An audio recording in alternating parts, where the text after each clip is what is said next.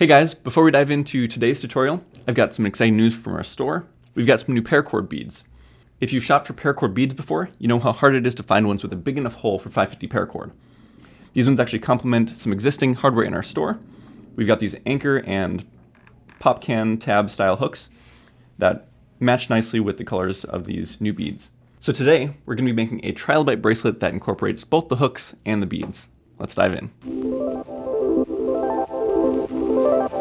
So for this Trilobite bracelet, I'm going to be using 10 of these new beads, along with the anchor clasp in the matching color, and about 16 feet of 550 Paracord.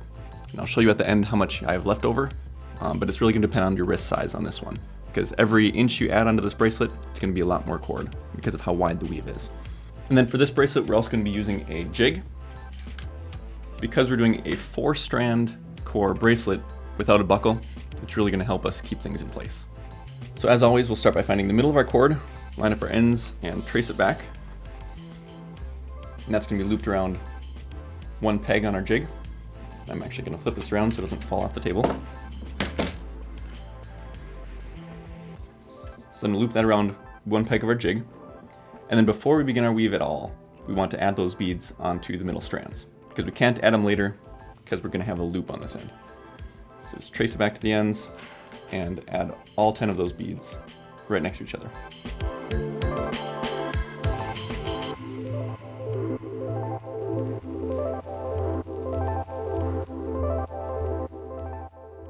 So I'm going to slide all of those back to the end with the loop. And I need to flip it upside down. There we go. Then we're going to put the clasp on next. So the same thing, we want to bring both ends of the cord down through the holes of our clasp. Make sure we're not twisted.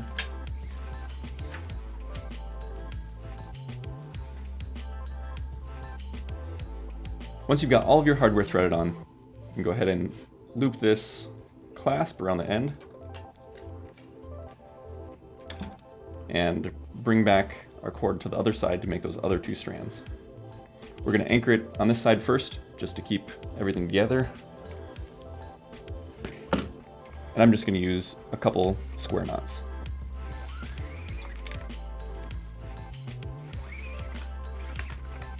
Actually just one, so one back and forth of the cobra weave. Before I go any farther, I want to take this off the jig and just see if it fits my wrist. I'm going to size that the non-mathematical way and just put it on my wrist with a couple fingers underneath.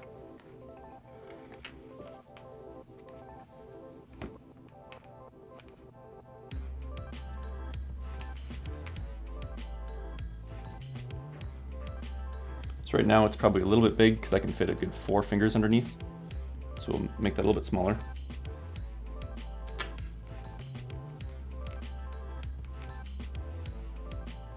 And that's going to be about right. I can fit 2 fingers underneath now. After you have that bottom end secured firmly in place, we're going to bring the cord back up to the top and pretty much do the same thing. We're going to be doing a square knot, except this time we'll have a 4-strand core.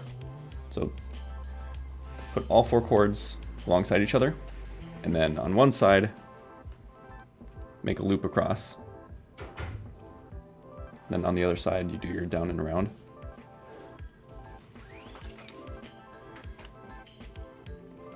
And anchor that right down near the end.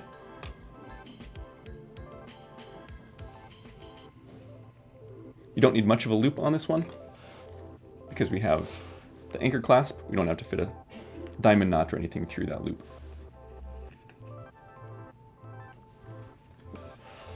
So the reverse now to finish off our square knot. And that completes our setup. Now we're ready to get into the Trilobite, and as we weave it, we're going to be bringing these beads up and incorporating them into our weave. So if you've never done the Trilobite before, it's a pretty simple process. We'll start by putting one cord over the first core strand, underneath the middle 2, and over the left one. And we'll pull all of our extra cord through. So it looks like that. And this other side, we're going to do the same thing, except reverse. So underneath the first cord, over the middle two, and then underneath that last one. We want to do this so that it ends up in an X. So when you incorporate that second cord in, this one, you want to go underneath the first cord up here, and then cross it over your other cord to go underneath the last cord down below. So it makes this nice X. After you're done with that, you want to tighten it up by sliding it all the way to the top and then pulling all the extra cord out. And it doesn't look like much yet, but as we do a couple more, you'll see the pattern. So that right side, over, under, over, like that. And on this left one, we want to come up through here. I'll pull the slack out right now so you can see what I'm doing. Then we want to cross it down over the middle to go underneath down here. So there's our X again, and we can cinch that up towards the top.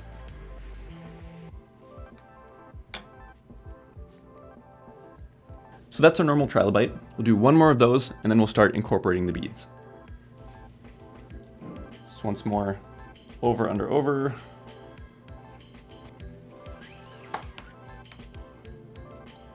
Under, over, under.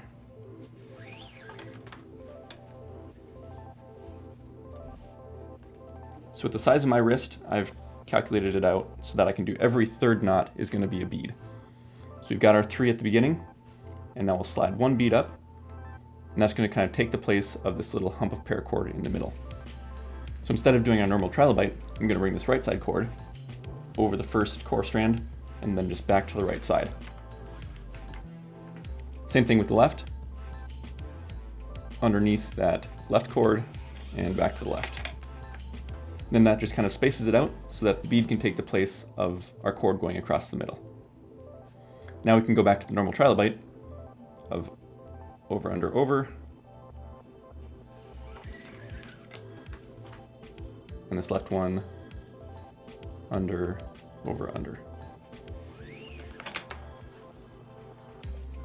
Then once you tighten it down, you really shouldn't have any gaps showing through your bracelet.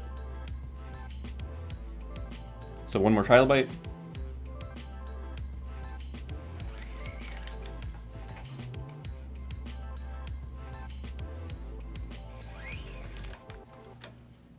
So now we've got 2 stripes of the Trilobite there, and we can bring up the next bead and repeat what we did for the first one, and just keep going down the length of the bracelet.